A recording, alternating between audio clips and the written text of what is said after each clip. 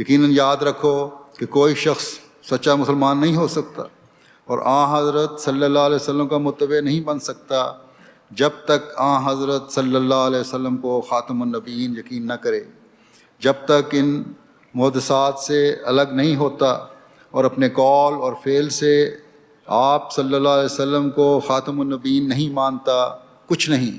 Saadi نے کیا اچھا کہا ہے کہ بزہد و ورا کوش و صدق و صفا ولیکن فضائے بر مصطفیٰ، کہ ہمارا مدعا جس کے لیے خدا تعالیٰ نے ہمارے دل میں جوش ڈالا ہے یہی ہے۔ اس فارسی کا مطلب یہ ہے کہ زہد، پرہیزگاری اور صدق و صفا کے لیے کوشش کرو، لیکن حضرت محمد مصطفیٰ صلی اللہ علیہ وسلم سے آگے نہ بڑھو۔ فرمایا ہمارا مدعا جس کے لیے خدا تعالیٰ نے ہمارے دل میں جوش ڈالا ہے یہی ہے کہ صرف رسول اللہ صلی اللہ علیہ وسلم کی نبوت قائم کی جائے جو عبدالآباد کے لیے خدا تعالیٰ نے قائم کی ہے، اور تمام جھوٹی نبوتوں کو پاش پاش کر دیا جائے جو ان لوگوں نے اپنی بدعتوں کے ذریعے قائم کی ہیں۔ ان ساری گدیوں کو دیکھ لو، پیروں فقیروں کی گدیوں کو، اور عملی طور پر مشاہدہ کرو کہ کیا رسول اللہ صلی اللہ علیہ وسلم کی ختم نبوت پر ہم ایمان لائے ہیں یا وہ؟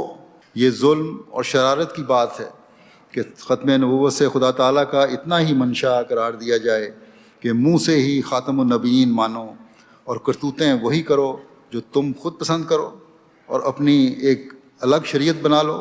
بغدادی نماز، معکوس نماز وغیرہ ایجاد کی ہوئی ہیں۔ کیا قرآن شریف یا نبی کریم صلی اللہ علیہ وسلم کے عمل میں بھی اس کا کہیں پتہ لگتا ہے؟ اور ایسا ہی یا شیخ عبد القادر جیلانی شیعان للہ کہنا، اس کا ثبوت بھی کہیں قرآن شریف سے ملتا ہے؟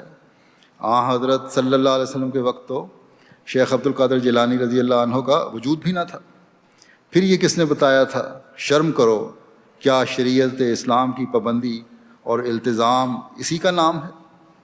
اب خود ہی فیصلہ کرو کہ کیا ان باتوں کو مان کر، ایسے عمل رکھ کر تم اس قابل ہو کہ مجھے الزام دو کہ میں نے خاتم النبیین کی مہر کو توڑا ہے؟ اصل اور سچی بات یہی ہے کہ اگر تم اپنی مساجد میں بدعات کو دخل نہ دیتے اور خاتم النبیین صلی اللہ علیہ وسلم کی سچی نبوت پر ایمان لا کر آپ کے طرز عمل اور نقش قدم کو اپنا امام بنا کر چلتے تو پھر میرے آنے ہی کی کیا ضرورت ہوتی؟ تمہاری ان بدعتوں اور نئی نبوتوں نے ہی اللہ تعالیٰ کی غیرت کو تحریک دی کہ رسول اللہ صلی اللہ علیہ وسلم کی چادر میں ایک شخص کو مبعوث کرے جو ان جھوٹی نبوتوں کے بت کو توڑ کر نیست و نابود کرے۔ بس اسی کام کے لیے خدا نے مجھے مأمور کر کے بھیجا ہے۔